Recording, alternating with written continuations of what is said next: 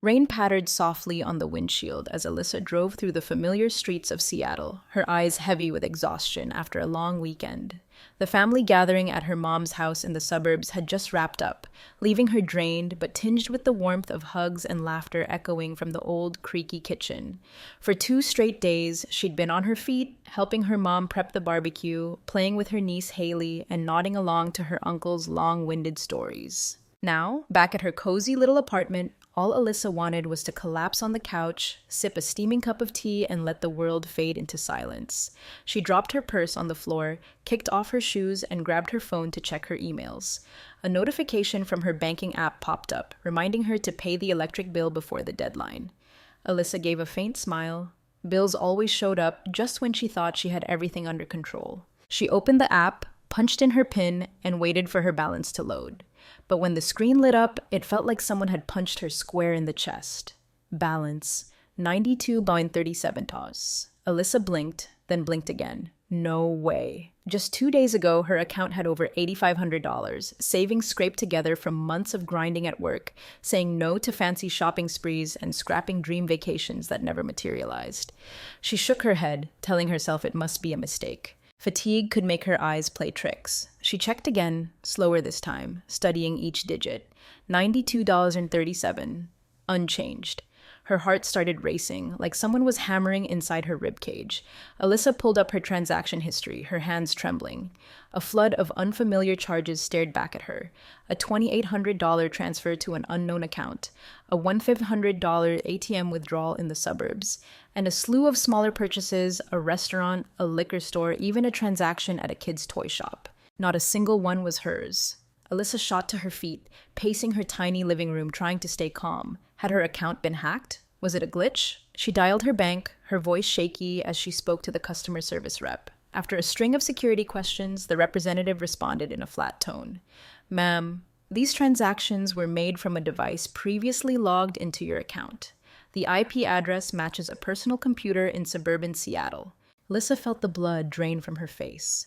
Suburban Seattle, her mom's house, where she'd just spent the entire weekend. She racked her brain. During the gathering, she'd used her mom's old desktop computer to check work emails because her phone had died. But she was certain she hadn't opened her banking app. Or had she? Her mind spun with possibilities. Could someone in her family, people who'd just been laughing with her, hugging her tightly, have accessed her account? The thought sent a shiver down her spine, but the more she dwelled on it, the less far-fetched it seemed. She remembered her sister Emily's shifty eyes when Alyssa asked to borrow a charger, the way her brother-in-law Ryan kept glancing at his phone during dinner, and her mom's overly sweet tone when she said, "Don't worry so much about money, honey."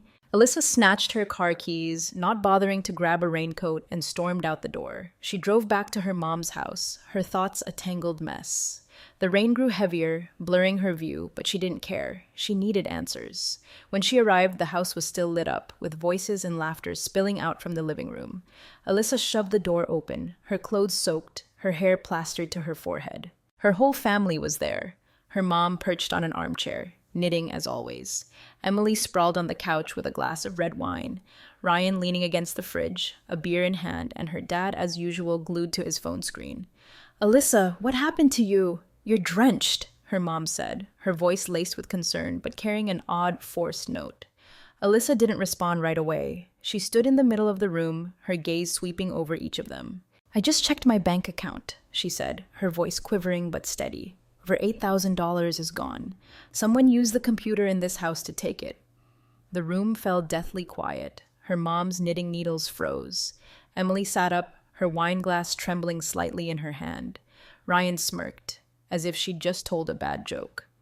"What are you talking about, Alyssa?" her mom asked, but her eyes darted away, fixed on her hands clutching the knitting needles.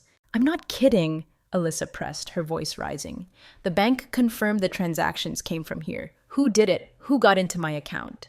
She locked eyes with Emily, who was trying to keep a poker face but whose cheeks were flushing red. "Emily, do you know anything about this?"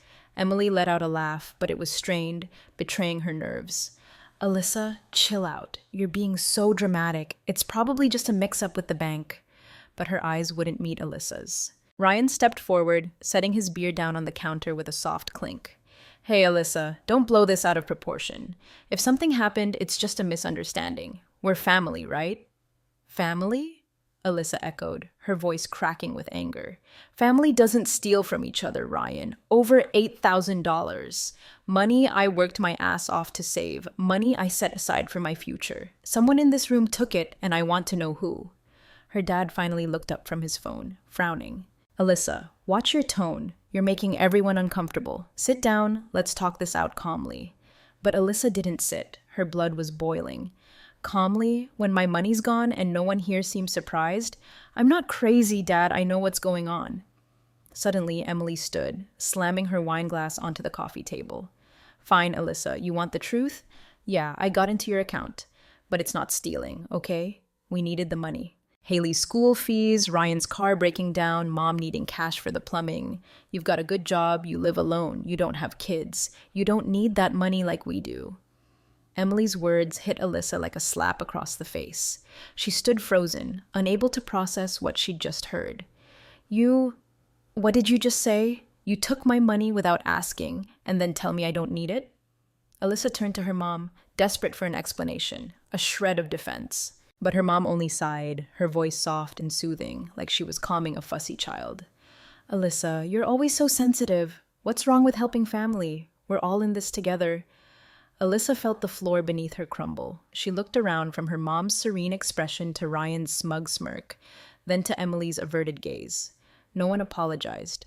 No one looked guilty. They stared at her as if she were blowing a trivial matter out of proportion. Don't you see how wrong this is? She whispered, her voice catching in her throat. That was my money. I worked day and night for it. You took it, and now you're blaming me for not logging out of the computer? Ryan shrugged, his tone maddeningly casual. Look, Alyssa, if you'd been more careful, this wouldn't have happened. And honestly, you should be grateful. We didn't blow it on a yacht or anything, and we just needed it to get by.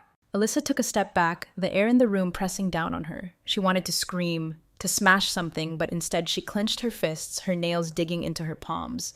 If you think I'm going to let this slide, she said, her voice icy, just wait and see. She turned and marched toward the door, ignoring her mom's call. Alyssa, where are you going? Come back for dinner. Outside, the rain kept falling. Alyssa slid into her car, gripping the steering wheel so tightly her knuckles turned white. She didn't drive right away. She sat there in the dark, listening to the rain tap against the roof, letting her family's cold words echo in her mind. We needed it more than you. Don't be so dramatic. We're family. She opened her phone, staring at the $92.37 balance, and a fresh wave of anger surged through her. This wasn't just about money, it was betrayal. And Alyssa knew she wouldn't let it end here. She drove through the pouring rain, the streetlights blurring like streaks of light in the storm raging inside her. The sound of tires on wet pavement mingled with her pounding heartbeat, each thump a reminder of the betrayal she'd just faced. Just hours ago, she'd been in her mom's warm kitchen, joking with Haley and helping set the table. Now, those memories felt like a movie reel torn apart, exposing a chilling truth. Her family, the people she loved and sacrificed for, had stolen over $8,000 from her account without a hint of remorse. Emily's words, "We needed it more than you," replayed in her head, sharp as a blade. Alyssa gripped the wheel tighter, her nails biting into her palms. She couldn't let this go, but first, she needed to figure out what had happened. Instead of heading home, Alyssa drove to Green Lake Park, where she jogged every Saturday morning to clear her head. Tonight, the park was dark and deserted, with only the steady drum of rain on her car's roof. She killed the engine, sitting in the shadows, and opened her banking app again. The $92.37 balance glared back, cold and mocking. Alyssa scrolled through the transactions, searching for clues. A $2,800 transfer to an unknown account, no recipient listed. A 1-500 ATM withdrawal near her mom's house. And then, a transaction that stopped her cold. $450 at a high-end jewelry store in downtown Seattle. Jewelry? Who in her family could afford something so extravagant when they claimed they were just trying to survive? Alyssa closed her eyes, taking a deep breath to steady her racing thoughts. She replayed the weekend's family gathering. Her mom's desktop computer sat in the corner of the living room, its ancient monitor coated in a thin layer of dust. She'd used it to check work emails when her phone died, but she swore she hadn't touched her banking app. So how had they gotten in? Had Emily been watching her? Or was it Ryan, with his sly grin and shifty eyes, quietly noting her password? And her mom, the woman who always preached family is everything. How could she sit there knitting and tell Alyssa, don't be so sensitive when her entire world had just collapsed? She reached for her phone to call the bank but stopped. It was late, and she knew the call center wouldn't offer more than they already had. Instead, she texted Sarah, her college best friend, who was always her rock when she needed a clear perspective. Sarah, my bank account got drained. Over $8,000. The bank says it came from my mom's house. My family admitted they took it, but they told me don't make a big deal. I don't know what to do. She hit send and waited, watching the rain streak down her windshield. Within minutes, her phone buzzed. Sarah was calling. Alyssa, are you okay? Sarah's voice was thick with concern. What the hell is going on? Your family took your money? Like, for real? Alyssa spilled everything, the vanishing balance, the confrontation at her mom's house. When she got to Emily's line, you don't need it as much as we do, Sarah cut in. Hold up, they took your money without asking, then blamed you for having a good job? Alyssa, this isn't family drama, this is theft, you've got to do something. Sarah was right, but a part of Alyssa still clung to the hope that it was a misunderstanding. Maybe Emily really needed the money for Haley. Maybe her mom didn't know the full story. But then she pictured Ryan's dismissive shrug, the way he acted like she was overreacting about a lost penny. No, this wasn't a mistake. It was a choice. They'd chosen to exploit her. Alyssa drove back to her apartment, her mind a tangled mess. Stepping inside, she flicked on the light and looked around her modest space. An old couch, a desk piled with work papers, and a landscape painting she'd snagged at a flea market to make the place feel less empty. Everything here was the result of years of hard work, pinching pennies and skipping small joys to keep her finances stable. She'd given up so much, nights out with friends, a pair of shoes she loved, even a dream vacation, to make sure she'd never end up struggling like her family always complained they were. And now, they'd taken it all, as if it was their right. Alyssa sat at her kitchen table, opened her laptop, and started searching for answers. She typed, "What to do when family steals your money," into the search bar, a mix of shame and desperation washing over her. Articles popped up, from Reddit threads to legal advice websites. One post caught her eye. If the transactions came from a familiar device, check the browser history or login logs. Alyssa paused. Her mom's computer. If she could get access, she might find a clue. She texted Emily, keeping her tone neutral. "Hey, I need to use mom's computer again to check some work stuff. Can I swing by tomorrow?" Emily replied almost instantly, but the message was oddly curt. "Sure, fine. Mom's out all day tomorrow, just me at home." Alyssa frowned. Something felt off. Emily was usually chatty, always rambling about Haley or griping about bills. This brevity was like a red flag. The next morning, Alyssa drove to her mom's house, a USB drive in her pocket and a plan in her head. She checked the computer for any trace of unauthorized access. When she arrived, Emily opened the door, her face tighter than usual. "Why the rush?" Emily asked, forcing a smile, but her eyes betrayed worry. "Just work," Alyssa said, brushing past her into the living room. The computer was still there, but Alyssa noticed immediately it had been moved. No longer tucked in the corner like last weekend, it now sat on the dining table, cables neatly arranged. Alyssa sat down, powered on the machine, and started digging through the browser history. Her heart pounded as she spotted multiple visits to her bank's website, time-stamped from the day of the family gathering. She opened her banking app on her phone and checked the login history. Sure enough, there was a session from an unfamiliar device, her mom's computer, at 11 p.m. on Saturday, when she'd been asleep on the couch after the party. She turned to Emily, who was hovering nearby, pretending to be engrossed in her phone. "Who used this computer Saturday night?" Emily shrugged, not looking up. "How should I know? People were in and out all day. Maybe Ryan or Mom." But her voice quivered slightly, and Alyssa knew she was lying. She snapped screenshots of the browser history, saved them to her USB, and stood up. "Emily, you need to be straight with me. I'm going to find out the truth, and if you make this harder, no one's going to be happy." Emily finally looked up, her face flushed. "Alyssa, you're blowing this way out of proportion. I told you, we needed the money. You don't have kids, you don't have the stress I do. You wouldn't get it." Alyssa felt a surge of anger but held it in check.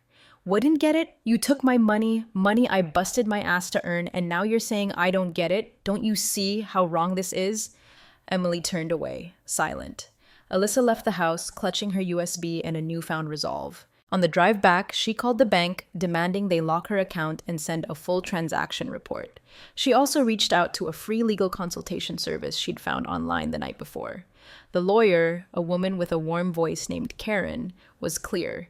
If your family accessed your account without permission, that's financial fraud. You have every right to file a complaint, even if they're family. Alyssa hesitated. Filing a complaint against her mom, her sister, her brother-in-law? The idea made her tremble. But then she remembered Ryan's cold stare, Emily's nonchalant tone, and her mom's silence. They didn't treat her like family. They treated her like an ATM. Back at her apartment, Alyssa opened her laptop and started documenting everything. Transaction dates and times, Emily's words, her mom and Ryan's reactions. She wrote as if recounting a nightmare, but each word was a step toward reclaiming control. Her phone buzzed, a text from her mom. Alyssa, why are you so upset and not talking? Come for Sunday dinner, I'm making your favorite. Alyssa stared at the message, a sharp pang in her chest. Her mom was acting like nothing had happened, as if a home-cooked meal could fix everything. She didn't reply. Instead, she opened her email and sent Sarah a short message. I'm not letting them win. I'm taking back what's mine. The rain had stopped outside her window, but inside Alyssa, another storm was brewing. Fierce, determined, unstoppable. She knew the road ahead wouldn't be easy, but for the first time, she didn't feel like a victim. She was Alyssa, and she was ready to fight. Alyssa sat in her small apartment, the desk lamp casting a glow over the stack of papers in front of her. Her laptop screen displayed a 17-page bank transaction report she'd just received via email. The cold numbers on the pages were like an indictment, telling a story of betrayal she still couldn't fully accept. A $2,800 transfer to an unknown account, a $1,500 ATM withdrawal near her mom's house, a $450 charge at a high-end jewelry store, and a string of smaller purchases, a dinner at an Italian restaurant, a liquor store receipt, a luxury kid's toy. None of them were hers. Alyssa marked each transaction in red, her hands shaking with a mix of rage and heartbreak. This wasn't just money. It was her trust, her late nights at work, her dreams put on hold to keep her account stable. And her family, people she thought would always have her back, had ripped it away without so much as an apology. She took a sip of coffee, now cold, and gazed out the window. Seattle sparkled with nighttime lights, but inside Alyssa, there was only darkness. She thought back to all the times she'd sacrificed for her family. When Emily called, voice trembling, begging for money to pay her phone bill because Haley needs me to stay in touch with her school. When Ryan, with his half-smile, said, just a couple hundred, Alyssa, I'll pay you back once I land a job. When her mom called, voice sugary sweet. Aren't you getting Haley a birthday gift? She's so excited for her aunt. Each time, Alyssa dipped into her savings, even if it meant eating ramen for a week, canceling plans with friends, or skipping that new jacket she wanted. They called her the stable one in the family, like it was a badge of honor, but now she saw it for what it was, an excuse to treat her like a bottomless wallet. Alyssa opened her phone, rereading Sarah's text from last night. You can't let them get away with this, Alyssa. They didn't just take your money, they took your dignity. Do something. Sarah was right. But what? File a complaint against her mom, Emily, Ryan? The thought sent a shiver through her. She pictured her mom sitting in the living room, eyes sad, saying, Alyssa, how could you do this to your family? She imagined Emily screaming, calling her selfish, a traitor. But then she remembered Ryan's cold, unbothered stare as he said, we needed it more than you. No, they didn't deserve her protection. She opened her laptop, diving deeper. Logging into her bank's website, she checked the login history. One session from her mom's computer at 11 p.m. on Saturday, the night of the family gathering. But a new detail stopped her cold. Another login from the same device on Sunday morning, while she was helping her mom clean up after the party. Someone had kept accessing her account, right under her nose. A chill ran down her spine. This wasn't a spur-of-the-moment act. This was planned. Alyssa knew she had to act. She called the bank, demanding they freeze all transactions and provide details on the receiving accounts. The representative, polite but cautious, confirmed that the $2,800 transfer went to an account under Ryan Walker, her brother-in-law. Alyssa gripped her phone, fighting to keep her anger in check. Ryan, the guy who always bragged about his glory days at work, who once borrowed $500 from her for Haley's school supplies, only to show up in new sneakers the next week. She requested every piece of evidence, IP addresses, device details, the works. But Alyssa knew the bank alone wouldn't be enough. She needed more from the house where it all started. She texted her mom, keeping her tone light to avoid suspicion. "Hey, Mom, I left some work files on your computer. Can I grab them this afternoon?" Her mom replied quickly, as if nothing was amiss. "Of course, sweetie. I'm home. Stay for lunch." Alyssa frowned. Her mom's breezy tone stung, making her wonder, was she truly clueless or just pretending? That afternoon, Alyssa arrived at her mom's house, a USB drive in her pocket, and a discreet plan. Stepping inside, the smell of barbecue wafted from the kitchen, stirring childhood memories. But today, the house felt anything but safe. Her mom was in the kitchen, chopping vegetables, flashing a warm smile. "Alyssa, you're looking thin. Sit down. I'll make you a sandwich." Alyssa shook her head, forcing a casual tone. "Just grabbing my files and heading out, Mom. Work's crazy." She went straight to the computer, still on the dining table, its cables now neatly arranged. She powered it on, checking the browser history, and her heart nearly stopped. Not only were there visits to her bank's website, but searches for how to transfer money without a trace and how to delete bank transaction history. Alyssa's blood boiled. Someone in this house wasn't just stealing, they were covering their tracks. She snapped screenshots, saved everything to her USB, and checked the downloads folder. There, she found a PDF, a receipt from the jewelry store under Emily Walker's name for a $450 necklace. Alyssa gripped the mouse, fighting the urge to scream. Emily had claimed the money was for survival. So what was this necklace? Footsteps sounded behind her. Alyssa spun around to see Ryan at the doorway, a beer in hand, his eyes narrowing. "Snooping again, Alyssa?" he asked, his tone half joking, half warning. She stood, facing him, keeping her voice steady. "Looking for work files, but I found something more interesting, like a $450 receipt for a necklace. Know anything about that, Ryan?" Ryan smirked, but the smile didn't hide his tension. "What are you, a detective now?" "Listen, Alyssa, stop digging. It's done. You want to tear this family apart over a few grand?" Alyssa stepped closer, her voice cold. "A few grand? That's my money, Ryan. And no, I don't want to tear the family apart, but I'm done letting you treat me like a fool." Ryan took a step forward, his voice dropping to a near threat. "You think you're tough? Go ahead, sue your family. See who takes your side. Nobody, Alyssa. You're on your own." His words cut like a knife, but instead of fear, they fueled her resolve. "We'll see about that, Ryan," she said, slipping the USB into her pocket and walking out, ignoring her mom's call from the kitchen. "Alyssa, you're not staying for lunch." On the drive home, Alyssa called Sarah. "I found proof, Sarah. They didn't just take the money, they planned it. There's even a jewelry receipt. I can't believe this." Sarah practically shouted through the phone. "Alyssa, you've got to take this to the cops. They're not your family, they're criminals." Alyssa went quiet for a moment, then said, "I know, but I need to be airtight. I'm getting everything ready, and when I move, they won't be able to deny it." That night, Alyssa sat at her desk, organizing her evidence. Screenshots, transaction reports, the jewelry receipt PDF. She drafted a long email to Karen, the lawyer, attaching every file. "I want to file a complaint for financial fraud," she wrote, her hand shaking as she hit send. Her phone buzzed, a text from Emily. "Alyssa, I know you're mad, but don't do anything stupid. We're family. Let's talk."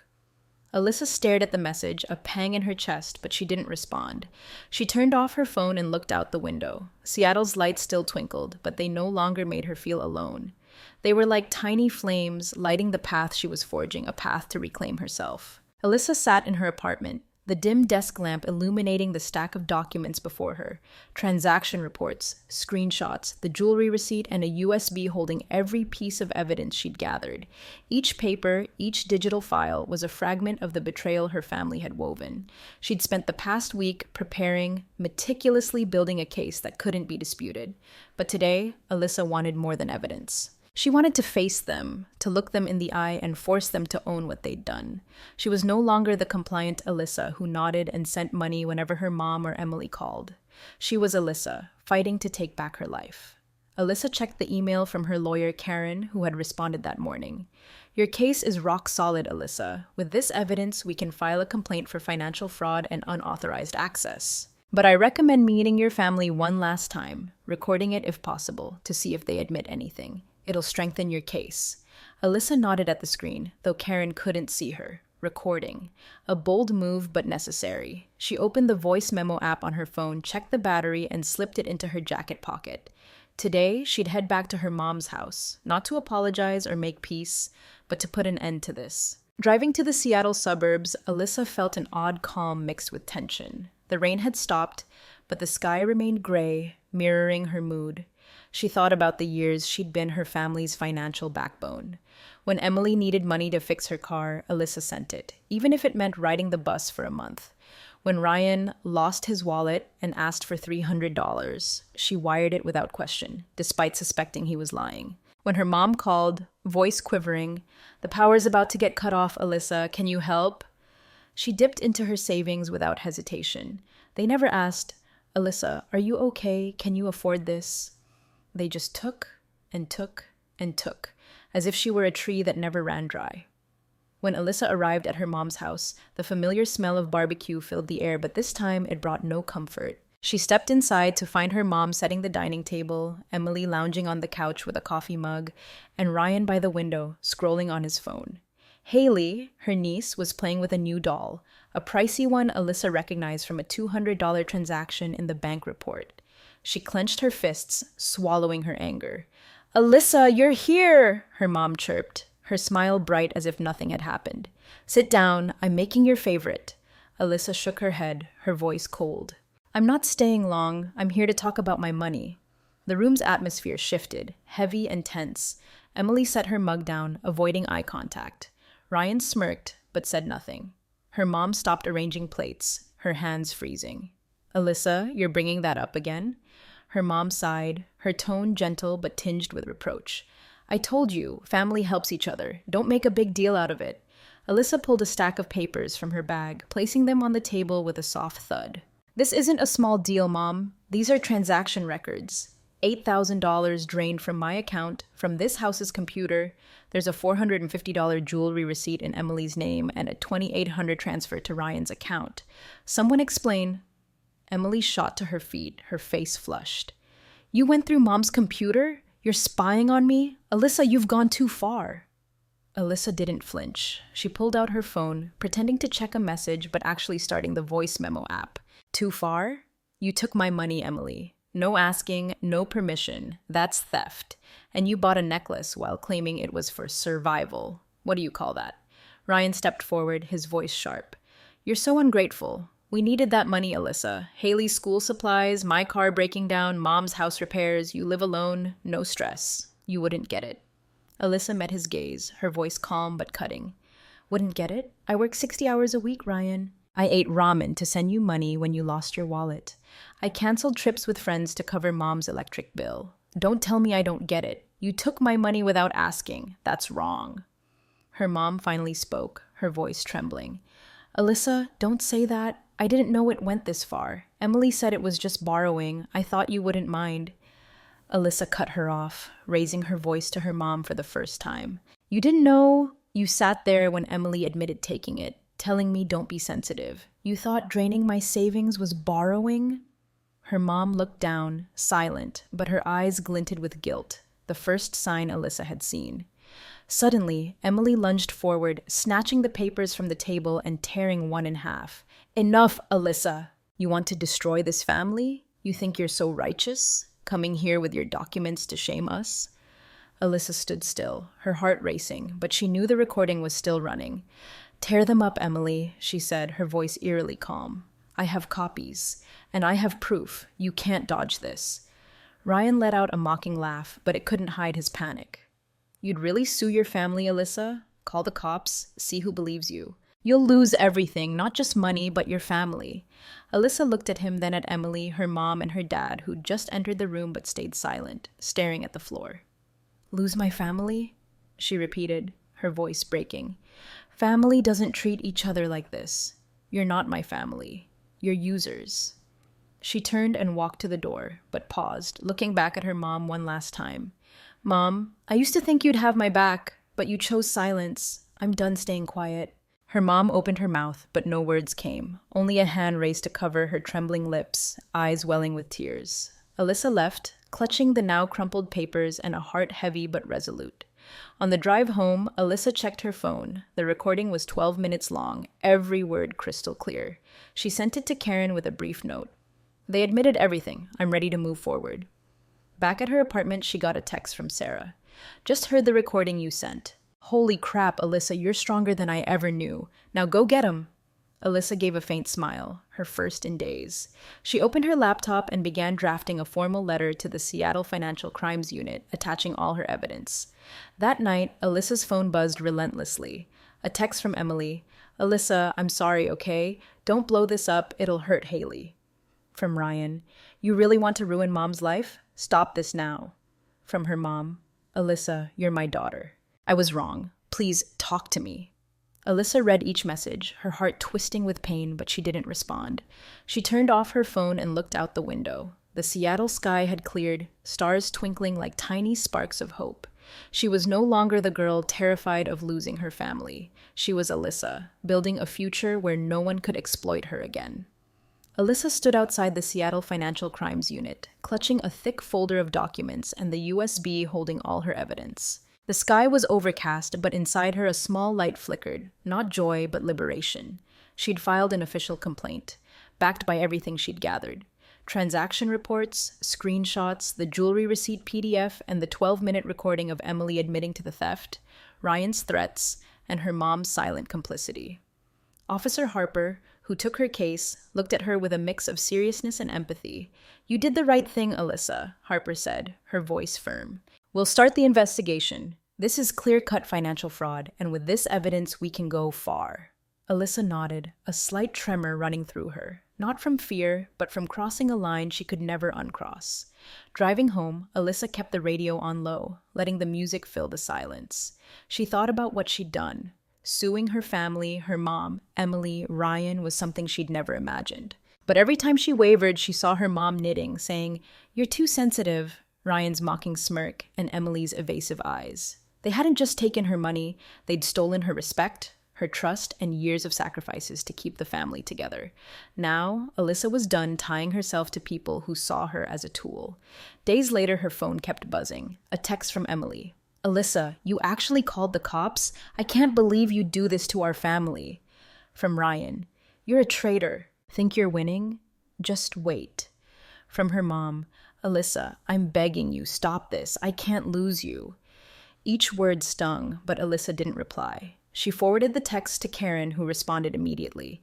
These messages only strengthen your case. They're panicking. Stay calm, Alyssa. Alyssa gave a faint smile, pocketing her phone. Panicking? Good. They deserved to feel the consequences. But it wasn't all smooth sailing. One morning at work, Alyssa noticed curious glances from coworkers. Her manager, Mark, called her into his office. Alyssa, I heard rumors about a financial investigation involving your family. A local reporter called asking questions. We didn't confirm anything, but if you need time off, just say the word. Alyssa's face burned. The news was spreading. She took a deep breath, keeping her voice steady. Thanks, Mark. I'm fine. I'm just doing what's right. Mark nodded, resting a hand on her shoulder. You're tougher than most people realize. That evening, Alyssa got a text from an unknown number. Alyssa, this is Linda, your mom's neighbor. Financial crimes people were here today, asking about you and your family. They took statements from a few folks in the neighborhood. Your mom looked rattled. Alyssa read it, feeling a familiar pang, but not regret. It hurt because her mom, once her whole world, had chosen the wrong side. She replied briefly, Thanks for letting me know, Linda. I'm doing what I have to. Alyssa began to see that her actions weren't just about justice, they were about setting boundaries. She didn't want to destroy her family, but she couldn't let them keep using her. She opened her laptop, researching Washington's financial fraud laws. She read about similar cases where relatives faced charges for unauthorized withdrawals. One article quoted a woman who sued her brother for emptying her savings. I didn't want him in jail, I just wanted him to know I'm not his bank. Alyssa nodded at the screen. Exactly. She didn't want her mom or Emily behind bars, she just wanted them to stop. Then, an unexpected twist hit. One evening, as Alyssa was cooking dinner, the doorbell rang. Peering through the peephole, her heart raced. Emily stood there, eyes red, hair a mess. Alyssa hesitated but opened the door. Emily rushed in, voice shaking. Alyssa, you win, all right? My account's frozen. I can't pay Haley's tuition. Are you happy now? Alyssa stood firm, forcing herself to stay calm. Emily, you think this is a game? You stole from me, lied, bought jewelry while claiming you were surviving. This isn't me winning, it's consequences. Emily collapsed onto the couch, sobbing. I'm sorry, Alyssa. I messed up. I didn't think it'd go this far. Ryan said it was just borrowing. Mom said you wouldn't care. I don't know what to do. Alyssa looked at her sister, feeling the old ache, but she didn't budge. Emily, you didn't apologize when you took the money. You're only sorry because you got caught. I can't trust you anymore. Emily looked up, tears streaming. What do you want? Me in jail? Mom losing her house? Haley without a mom? Alyssa shook her head, her voice steady. I want you to take responsibility. I want this family to learn to respect me, not use me. You want to make it right? Tell the truth to the police. Pay back what you took. Emily bowed her head, silent. After a long pause, she stood muttering, I can't, and left, leaving Alyssa with an empty feeling. The next morning, Harper called. Alyssa, we questioned Emily and Ryan. Emily admitted accessing your account, but said your mom knew and approved. Ryan confirmed taking the $2,800, but called it a family debt. We're considering charges. Do you want to proceed? Alyssa paused, thinking of Haley, her mom, but then recalled the years of unreciprocated sacrifices. Proceed, she said, her voice firm. That night, Alyssa sat by her window, watching Seattle's lights glimmer. Her phone pinged, an email from Karen. The case is moving forward. Emily and Ryan could face fraud charges. Your mom might be implicated for complicity. You've done something brave, Alyssa. She read it, feeling relief tinged with sorrow. She didn't want to destroy her family, but she couldn't keep being their victim. She opened a notebook and wrote one line. I'm not their bank. I'm Alyssa. For the first time, her name felt like it meant something, not a tool, but a person, strong and free. Alyssa stood before the mirror in her small apartment. Her reflection softened under the gentle glow of the lamp.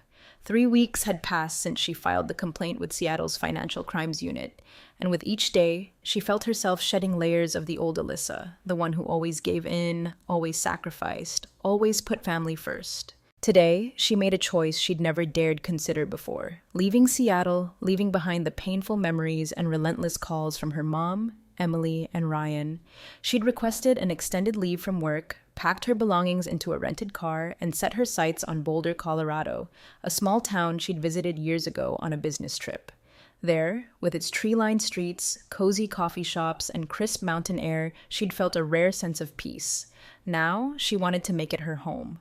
As she drove along the highway, Seattle fading in her rearview mirror, Alyssa felt a strange, exhilarating freedom. The radio played a soft acoustic tune, and she let herself sink into the melody, unburdened for the first time by pleading texts or accusatory voicemails. She'd changed her phone number, keeping contact only with Sarah and a few close colleagues. She'd informed her company she'd work remotely for a while, and to her surprise, her boss, Julian, not only approved but praised her work ethic. Alyssa, you've always been our most reliable team member, Julian said over the phone. Boulder's fine. Just keep up the momentum. Alyssa smiled, a flicker of pride warming her. For once, she was valued for who she was, not what she could give. Arriving in Boulder on a misty morning, Alyssa found a small studio apartment overlooking the Flatiron Mountains. The place was simple, with white walls and wide windows, but to her, it was a fresh start. She bought an old wooden desk, set out a few green plants, and filled ceramic vases with fresh flowers. Every act, wiping down the windows, hanging a vibrant blue abstract painting, felt like a declaration. This is my space. No one can take it away. Her first days in Boulder were slow, deliberate, as if she were learning to breathe again. She woke early, brewed coffee, and sat on her balcony, watching sunlight dance through the pine trees. She started eating regular meals, no longer relying on rushed ramen to save money for her family. She joined a yoga class downtown, where she met friendly strangers who knew nothing of her past and asked for nothing but a smile. For the first time in years, Alyssa felt she didn't have to prove herself to anyone, but the past wasn't so easily left behind. One afternoon, as Alyssa read a book in a small coffee shop, her phone pinged with an email from Karen. Alyssa, the case is moving forward. Emily and Ryan have been summoned for a second round of questioning. They could face charges for financial fraud and unauthorized access. Your mom was called as a witness, but she's refusing to cooperate, claiming you misunderstood everything. Would you like to attend the hearing? Alyssa read the email, feeling a familiar ache. Her mom was still defending Emily, still denying the truth. She replied briefly, Thank you, Karen. I trust you. I won't attend. Do what needs to be done. She hit send, then turned off her phone, letting the afternoon sun warm her face. She refused to be dragged back into that spiral. A week later, something unexpected happened. Julian called. Lissa, I just reviewed your new strategic plan. It's brilliant. How'd you like to take on the regional coordinator role for the West Coast? Higher pay, bigger responsibilities, but I know you're up for it. Alyssa hesitated, glancing out her window at the steadfast mountains. A year ago, she'd have declined, too weighed down by worries about her mom, Emily, Ryan. But now, she smiled. I'm in, Julian. Thanks for believing in me. Hanging up, she felt a surge of energy. She wasn't just surviving, she was thriving. The most transformative moment came one evening when Alyssa received an email from an unfamiliar address. Alyssa, I'm Melanie, Emily's cousin. I heard about what you did. Thank you. Alyssa furrowed her brow, trying to recall. Melanie was the quiet girl she'd seen at a few family gatherings, always lingering in the corner, barely speaking. She opened the email and read on. I was trapped in a cycle like yours. My family called me lucky for having a good job, so I had to send money home. I worked 3 shifts a day and still couldn't keep up. But hearing how you stood up, sued your family, showed me I can say no too. Thank you, Alyssa. You gave me courage. Alyssa sat still, her hand clutching the now cold tea mug. She hadn't realized her actions could reach someone like Melanie. She replied, Melanie, you're not alone. Saying no isn't selfish, it's protecting yourself. Stay strong, you deserve it. She hit send, feeling a profound connection. She wasn't just reclaiming her own freedom, she was lighting a path for others. That night, Alyssa stood on her balcony, gazing at the stars sparkling over Boulder's sky. She opened her notebook and wrote a single line, I didn't just leave, I found myself. She was no longer the Alyssa of late-night calls begging for money, of sleepless nights filled with worry. She was Alyssa, strong, free, and full of hope. The past lingered, but it no longer held her captive. Boulder wasn't just a new address. It was where she began again, where she learned to love herself, and where she knew that no matter how rough the road ahead, she'd never go back to being the tree drained dry for anyone else. Alyssa stood on the balcony of her small Boulder apartment, cradling a mug of hot tea, her gaze drifting to the Flatirons Mountains bathed in golden sunset light. 2 months had passed since she arrived here, and with each day, she felt a new Alyssa emerging, one no longer burdened by her family's demands, no longer haunted by pleading texts or accusatory voicemails. Boulder had become her sanctuary, a place where she learned to live for herself. Her apartment now brimmed with personal touches. A bookshelf stuffed with novels she'd always meant to read, a cozy corner with a cactus plant, and a large abstract painting on the wall, not because it matched some decor trend, but because it made her smile every time she saw it.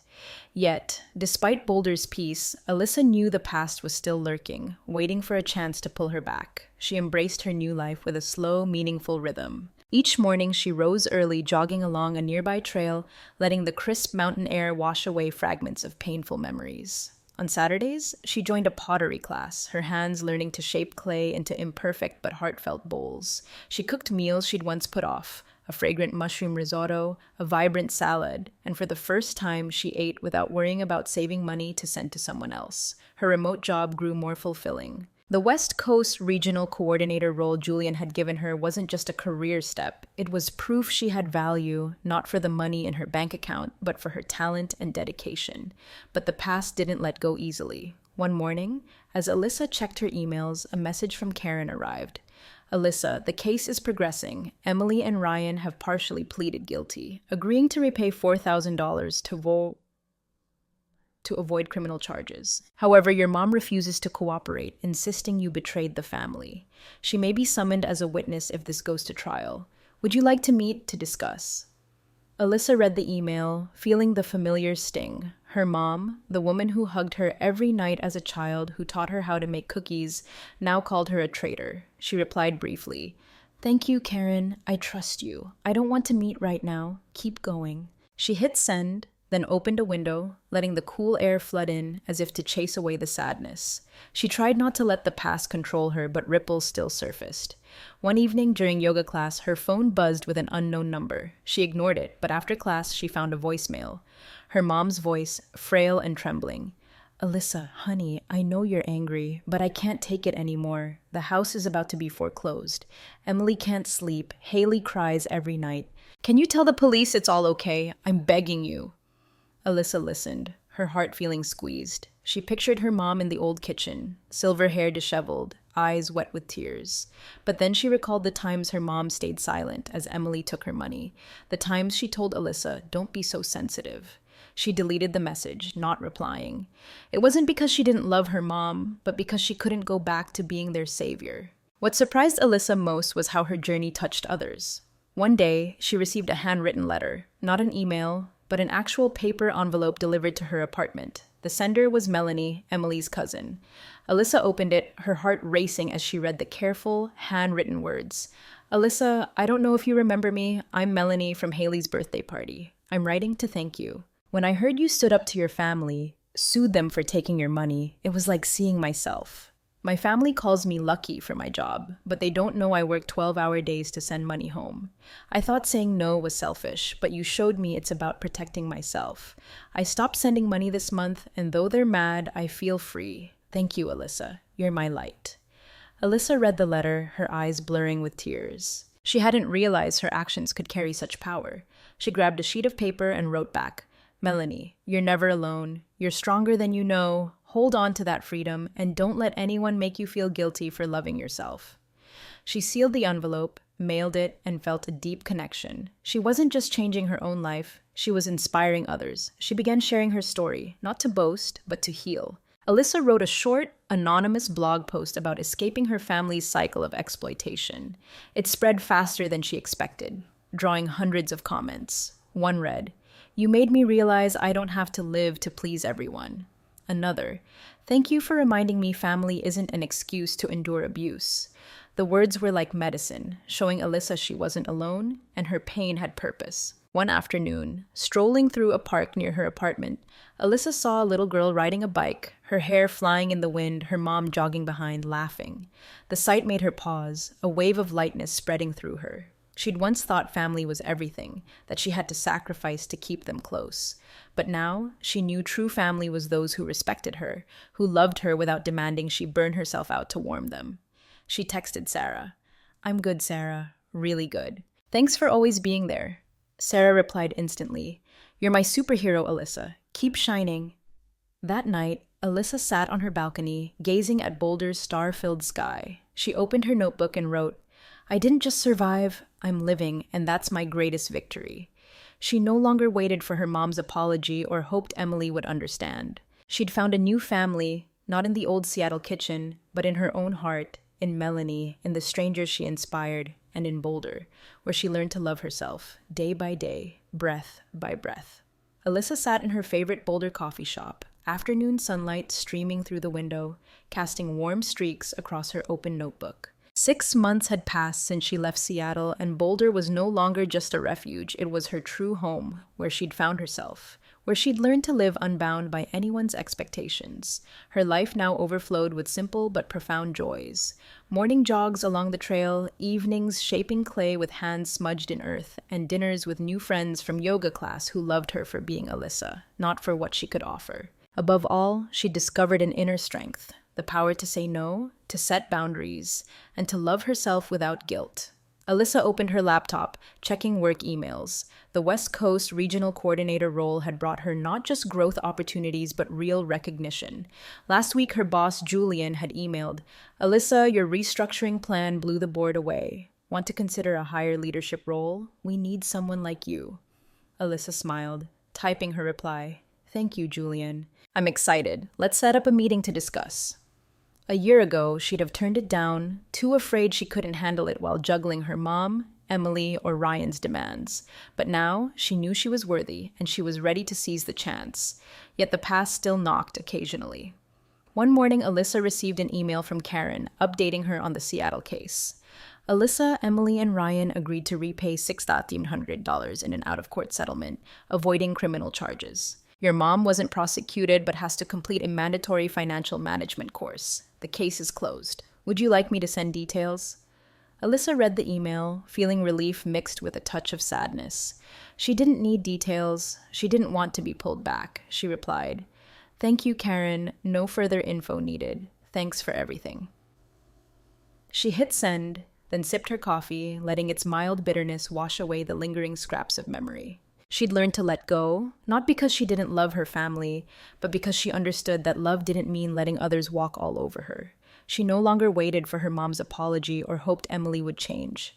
Sometimes texts came from unknown numbers, likely her mom or Emily using new lines, but she didn't open them. She'd locked the door to her past and she held the key. What surprised Alyssa most was how her story rippled outward. The anonymous blog post she'd written had garnered thousands of views, with comments pouring in from all over. A woman in Texas wrote, "You gave me the guts to say no to my brother, who kept borrowing money without paying it back. I feel free for the first time." Another from Chicago, "I used to think family was everything, but you showed me I'm my own family too." Their words were like a cool breeze, soothing Alyssa's heart, showing her that her pain wasn't wasted, it had become a beacon for others. One day, Alyssa received a postcard from Kelly, a former coworker now living in Italy. Kelly's neat handwriting read, "Alyssa, your story inspired me to leave the US and chase my dream in Rome. You proved setting boundaries isn't selfish, it's brave. Thank you." Alyssa pinned the postcard to her desk, next to Melanie's letter, and a small stone she'd picked up on her first boulder hike. These small tokens weren't just keepsakes, they were proof she was living a life that mattered. One afternoon, Alyssa strolled down a tree-lined path in a nearby park. Golden leaves drifted to the ground, and she spotted a young family, a mom pushing a stroller, a dad playing with his son. The sight made her pause, not out of sorrow, but because she realized she no longer craved the family she once knew. She'd found her true family, not in the old Seattle kitchen, but in those who respected her, in Sarah, Melanie, Kelly, and in herself. She texted Sarah, "You know, I used to think losing family was the worst thing. Now I see I've found my real family and I'm at its center." Sarah shot back, "You're a queen, Alyssa. Never forget it." That night, Alyssa sat on her balcony, staring at Boulder's dazzling star-strewn sky. She opened her notebook and wrote, "I'm not just Alyssa. I'm everything I choose to be." She no longer feared being called selfish or dreaded losing toxic ties. She'd learned that real love didn't demand she burn herself out to warm others. It started with cherishing herself. She stood, breathing in the crisp mountain air. Boulder wasn't just a place she'd fled to. It was where she was reborn, where she became Alyssa, not someone's bank, not a savior, but a whole, fierce, free person. She knew challenges lay ahead, but she wasn't afraid. For the first time, she walked her own path, and every step was a declaration, "I am enough."